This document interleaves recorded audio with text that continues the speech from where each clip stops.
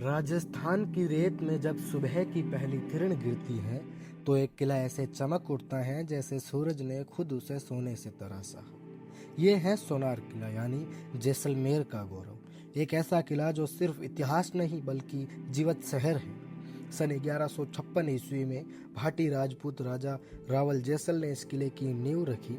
त्रिकुट पर्वत पर बना ये किला आज भी रेत के बीचों बीच एक सुनहरा चमत्कार बना हुआ। पीले बलुआ पत्थर से बना ये किला सूरज की रोशनी में सोने सा चमकता है और यही वजह है कि इसका नाम सोनार किला पड़ा।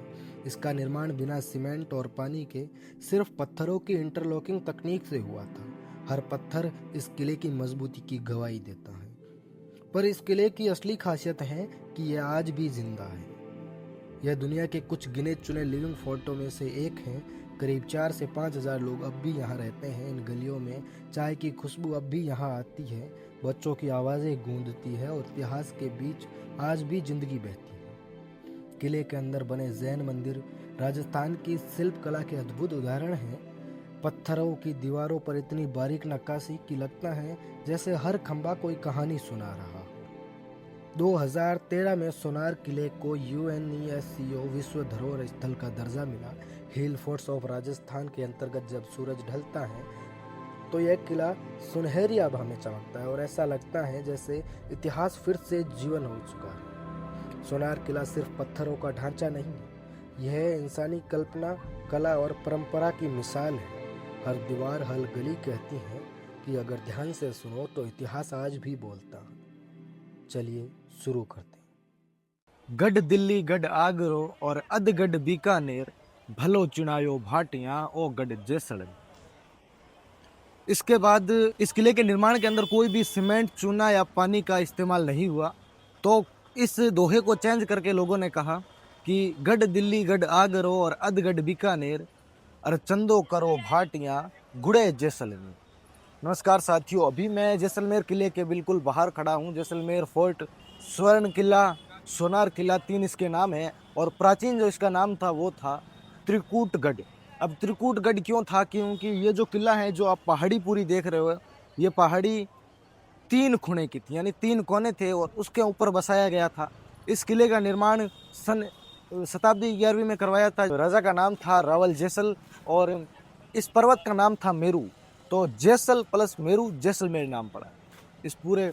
और ये भारत का, या कह सकते हैं कि विश्व का सबसे बड़ा किला जो 2 नंबर पे आता है। पहले नंबर पे है चित्तौड़गढ़, दूसरे नंबर पर है ये सोनार किला, जहाँ पर आज भी लोग रहते हैं। 3000 से ज़्यादा लोग इसके अंदर निवास करते हैं, जिनमें 75% है ब्राह्मण और 25% है राजपूत। जो राजा की पीढ़ी है वो 44वीं पीढ़ी यहाँ पर है। रानी और राजा के महल में वो आज भी वहाँ पर रहते हैं। इस किले के जो मेन 4 द्वार है, पहला द्वार है अखे प्रोल, दूसरा द्वार है सूरज प्रोल, तीसरा द्वार है गणेश प्रोल और चौथा द्वार है हवा प्रोल। अब प्रोल क्यों? क्योंकि जोधपुर में कहा जाता है, जो गेट होता है उसको कहा जाता है पोल, POL, और यहाँ पर कहा जाता है PROL यानी प्रोल। तो सबसे पहले हम जो अखे प्रोल है उसको देखेंगे, उसके बाद सूरज प्रोल, गणेश प्रोल और बाद में लास्ट में हवा प्रोल। हवा प्रोल की कुछ खासियत है जो मैं आपको अंदर चल के बताऊंगा। वहाँ पर राजा रानी के जो हथियार थे वो भी पड़े हैं, ठीक है। और बहुत सी ऐसी नक्काशी हैं जो विश्व में किसी भी किले के अंदर नहीं की गई हैं, सिर्फ इसी किले के अंदर आपको देखने को मिलेगी। एक पत्थर ऐसा भी है जहाँ एक आदमी का पूरा जीवन काल लग गया था उस नक्काशी को करते करते। तो सबसे पहले अंदर चलते हैं और ये जो सामने अखे प्रोल देख रहे हैं, सबसे पहले इसका मैं आपको बताता हूँ जो भी नक्काशी की गई है। ये आप जो पहला गेट अखे प्रोल देख रहे हैं वो जो मेन एंट्रेंस है इसकी, इस गेट का जो आप द्वार देखेंगे, ये गेट तीखा बनाया गया आके से, क्योंकि 11वीं शताब्दी थी या फिर उससे पहले क्या कि जो दुश्मन देश इस पर हमला करते थे तो वो हाथी और घोड़ों से हमला किया करते थे, जिसकी वजह से वो सबसे पहले इस दरवाजे को तोड़ने की कोशिश किया करते थे। तो इस दरवाजे को आगे से तीखा बनाया गया ताकि इस पे हाथी हमला ना कर सके और तोड़ ना सके। और इम्पोर्टेंट बात है कि सारे गेट जो बने हुए हैं वो जिगजैग बने हुए हैं, क्योंकि उन गेटों से हाथी स्पीड न पकड़ सके और गेट को तोड़ ना पाए। तो ये है अखे प्रोल और उसके बाद है सूरज प्रोल, जो वहाँ सामने उस गोलाई पे है, तो वहाँ पे चलते हैं।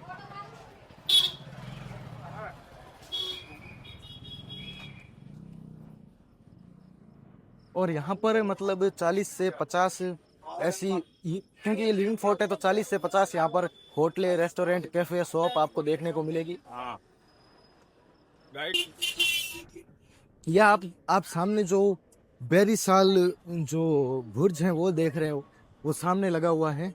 अगर इसको जूम करके आप दिखाएंगे बेरीसाल बुर्ज को, तो इसका भी अर्थ है बेरीसाल इसका नाम क्यों पड़ा है। चलो इसके पास चलते हैं। बेरी का मतलब होता है दुश्मन और साल का मतलब होता है सजा। यहाँ पर क्या है ना कि जो भी अपना घर का भेदी लंका ढाए, वो वाली कहावत आपने सुनी होगी। तो जो भी घर का यहाँ पर दुश्मन होता था, जो गद्दार होता था, उसको इसके अंदर डाल के सजा दी जाती थी। ये काफ़ी ऊपर है, लगभग 50 से 60 फुट होगा। तो उसको सजा दे दे, इसके अंदर गर्म पानी, तेल और नमक भी होता था। तो उसी कारण इसका नाम रखा गया है बेरीसाल बुर्ज। और इस एंट्रेंस से आप बिल्कुल 50 से 60 मीटर चलेंगे तो आपको जो दूसरा प्रोल है, दूसरा गेट है, वो देखने को मिलेगा। ये है सूरज प्रोल। ये सूरज प्रोल है और इसके दरवाजे भी अगर आपको दिखाऊं तो वैसे ही तीखे बने गए हैं। और यहाँ पर आप देख सकते हैं कि जो इसकी एंट्रेंस होती है वो थोड़ी सी घुमावदार है, क्योंकि लोग या फिर जो विद्रोही होते हैं, जो दुश्मन देश के होते हैं, वो जब भी यहाँ पर आते हैं तो यहाँ से हाथी घोड़े आराम से न चढ़ सके और इस गेट को न तोड़ सके। तो मेन मोटिव यही होता है उनका कि इस गेट को थोड़ा घुमावदार बना दिया जाए। और इसके आगे है गणेश प्रोल, तो वहाँ पर भी चलते हैं।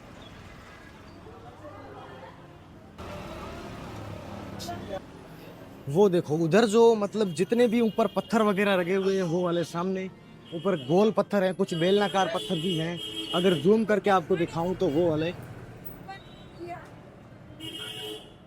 तो ये पत्थर इसीलिए रखे जाते हैं कि कभी भी अगर दुश्मन हमला करे, दीवारों पर चढ़ने की कोशिश करे, सैनिक चढ़ते थे तो ये पत्थर नीचे गिरा दिए जाते थे। और वहाँ पर कुछ ऐसे खांचे भी दिए गए जिससे गर्म तेल, गर्म पानी बरसाते थे, ताकि जो दुश्मन है वो इस किले के दीवार के ऊपर चढ़ ना सके, उसे फांद ना सके। ठीक है, तो ये पत्थर लगभग जो बेलनाकार पत्थर है वो 200-250 किलो के होते थे, और जो गोल पत्थर है वो लगभग 70-80-90 किलो के आसपास होते हैं। ये जो सूरज प्रोल मैंने आपको दिखा दिया, इसकी बिल्कुल गोलाई में या घुमावदार मोड़ में एक और प्रोल बना हुआ है, जो तीसरा प्रोल है। ये है गणेश प्रोल। और पुराने टाइम में इसे तोरण द्वार भी कहा जाता है, क्योंकि जब भी कोई शुभ कार्य होता है, राजा महाराजा या फिर युद्ध लड़ने जाते हैं, अपना किसी की शादी होती है, तो यहाँ पर एक तोरण बांध के, जिसके अंदर 7 चिड़िया होती हैं, उसको तलवार से टच करके फिर अंदर प्रवेश किया जाता है। तो ये कह सकते हैं कि तोरण द्वार था उस समय का। और इसके बाद आता है अपना हवा प्रोल, वो भी है। उसकी खासियत मैंने शुरुआत में आपको बताई थी, तो कुछ खास चीज़ें हैं जो मैं आपको बताऊंगा, तो वो भी हैं। बाकी अब सीधा लास्ट गेट आता है हवा प्रोल। इसके बाद राजा रानी का महल है, म्यूजियम वगैरह है, तो वो भी हम पूरा उसका टूर करेंगे। पुराने टाइम में यहाँ पर सिल्क का जो रूट होता था वो यहाँ से होता था, यानी जैसलमेर से सिल्क का रूट किया जाता था, क्योंकि जो अफीम गांजा वगैरह होते हैं वो यहाँ से चाइना से आयात निर्यात किए जाते हैं। ये है हवा प्रोल, और इसका नाम हवा प्रोल क्यों रखा गया मैं आपको बताऊं। तो अब जितने भी 3 द्वार हमें देखे, वहाँ पर नेचुरल जो टेम्परेचर है वो रहता है, लेकिन यहाँ पर आते ही टेम्परेचर बहुत ज़्यादा मात्रा में गिर जाता है, क्योंकि यहाँ से ठंडी हवा आती है। इसको इसी तरीके से डिज़ाइन किया गया है ताकि यहाँ से ठंडी हवा आए। बाकी यहाँ पर आप ऊपर देख सकते हो कुछ झरोके भी हैं जो बनाए गए हैं नक्काशी करके। अब सीधा अंदर चलते हैं, राजा रानी का महल देखेंगे। इसके बाद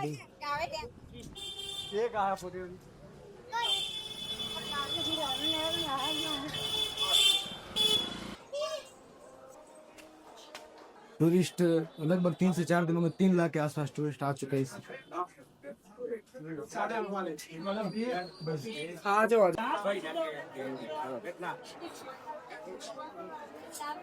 ये लगभग 200 रुपए की दो, यानी कि 400 रुपए की 2 टिकट मिली है, जो प्रवेश शुल्क है। मोबाइल कैमरा और वीडियो वगैरह कर सकते हैं, इस फिर टिकट के अंदर ही इंक्लूडेड है। बाकी यहाँ से चेक करवा के सीधा चलते हैं।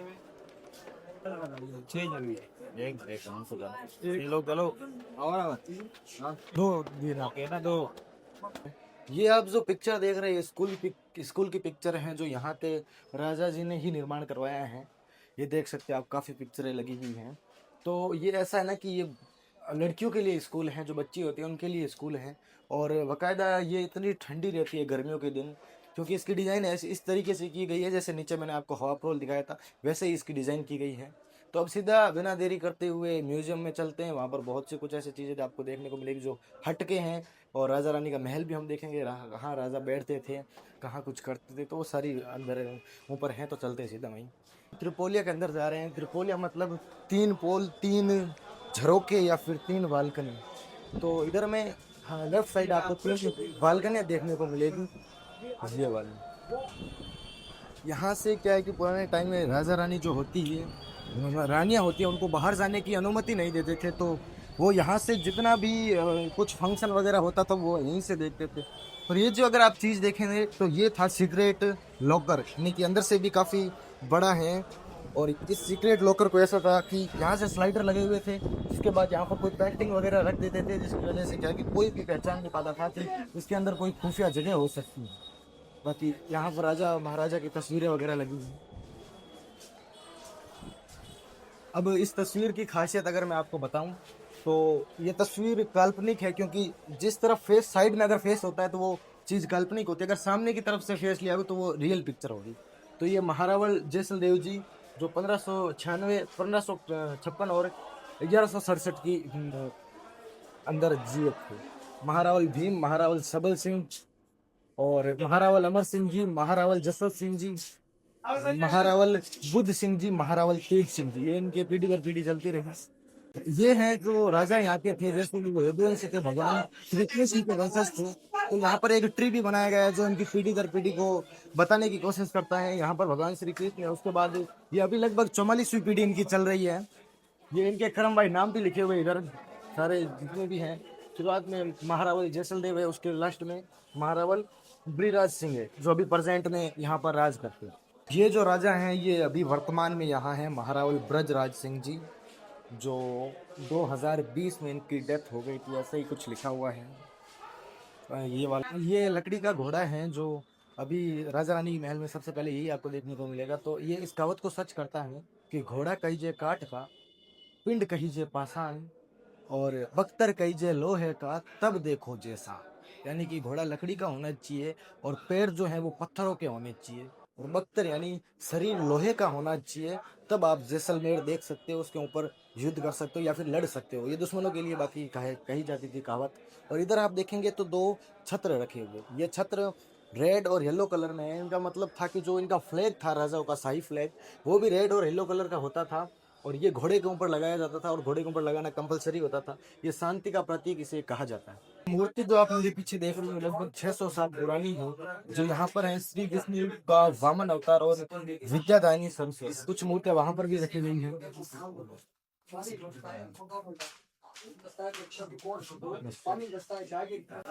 ये जो मूर्ति है ये मतलब एक माँ अपने बच्चों को दूध पिला रही है, उसे सब प्रवेश की रही है, डांस करती है, महिला का है। ये भगवान श्री राम की जो प्रतिमा है, 14 साल का वनवास था भगवान श्री राम, तो तब उनके दाढ़ी मूंछ को यहाँ पर प्रदर्शित किया गया है। इस किले की हर छत आप देखेंगे ऊपर तो लकड़ी की बनी है, बिकॉज यहाँ पर टेम्परेचर जो है वो लगभग 53 डिग्री होता है। तो लकड़ी जो है वो गर्मियों के अंदर ठंडी रहती है और सर्दियों के अंदर गर्म रहती है, तो इसकी वजह से सारी लकड़ी की छत बनी हुई है इस किले के निर्माण के अंदर। ये सारी करेंसी हैं जो उस समय या फिर अभी के टाइम पे चलती थी। की हाइट लगभग 7.5 फुट हुआ करती, खटिया है, शाही बर्तन वगैरह उधर रखे हुए हैं।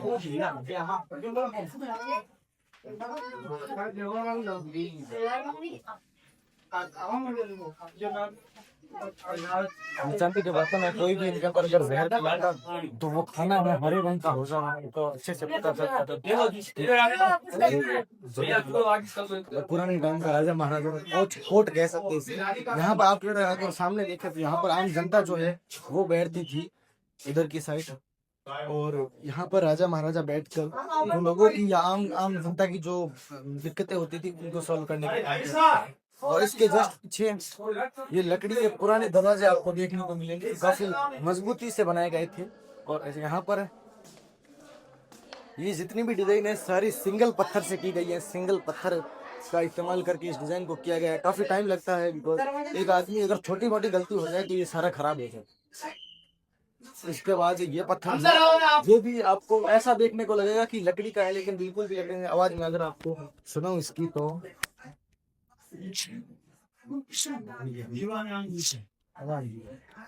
ये था दीवाने आम। ये खास लोगों के लिए, आम लोगों के लिए, जितने भी विलेजेस हैं उनके लिए होती है। के सबसे ऊपरी छोर पे हैं, सबसे ऊपरी बिल्डिंग पे हैं, आपको यहाँ से पूरा जैसलमेर देखने को मिलेगा।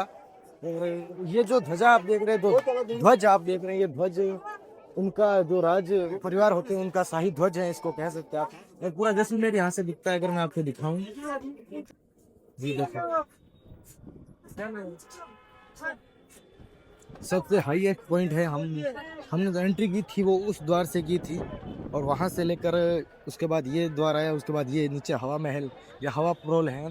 यहाँ से पूरा जैसलमेर आपको देखने को मिलेगा। उधर जो डेजर्ट है वो है उधर की तरफ, और इस साइड आपको देख, ये पुराने टाइम का वॉशरूम या बाथरूम हुआ करता था यहाँ पे।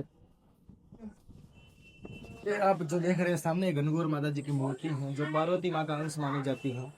और ये फेस्टिवल औरतों के लिए होता है। यहाँ से लगभग 1.5 किलोमीटर दूर एक तालाब है, जहाँ औरतें जाकर गणगौर माता जी को पानी पिला के वापिस यहाँ पर लाते हैं। तो ये फेस्टिवल हर साल मनाया जाता है। और दशहरा है जो फेस्टिवल में इंसानों के लिए, आदमी के लिए कक्ष के अंदर रखा गया है। रानी का जो बिस्तर कह सकते हैं या फिर बैठने का जो आसन है वो रखा गया है। यहाँ पे शिल्प किया जाता था, हस्तशिल्प, यानी कि इस पर डिजाइन वगैरह उतारी जाती थी। तो इसके कुछ पीस रखे हुए हैं।